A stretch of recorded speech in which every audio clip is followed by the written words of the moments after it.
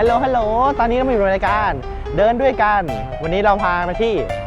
Happy Pom Dog Cafe ตัวร้านนะครับอยู่ชั้น2ของร้านขายดอกไม้นะครับซึ่งเลยทางเข้า2ของ The Walk มาเล็กน้อยนะครับเดี๋ยวเราจะไปดูกันว่าข้างในจะเป็นยังไงไปดูกันเลย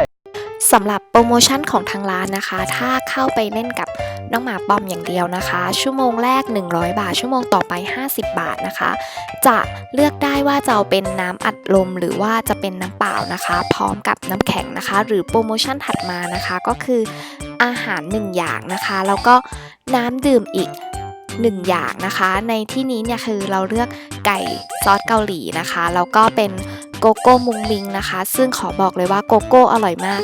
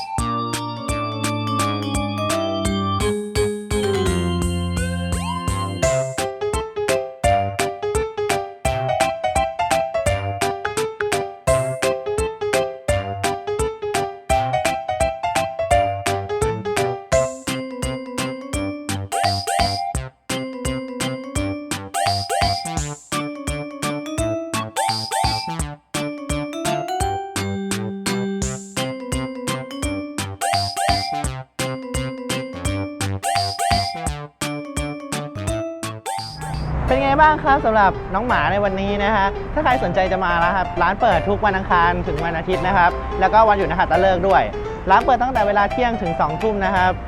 สำหรับวันนี้นะครับรายการของเราก็จบแต่เพียงเท่านี้นะครับฝากกดไลค์กดแชร์กด Subscribe ให้กับช่อง YouTube ของเราด้วยนะครับสำหรับวันนี้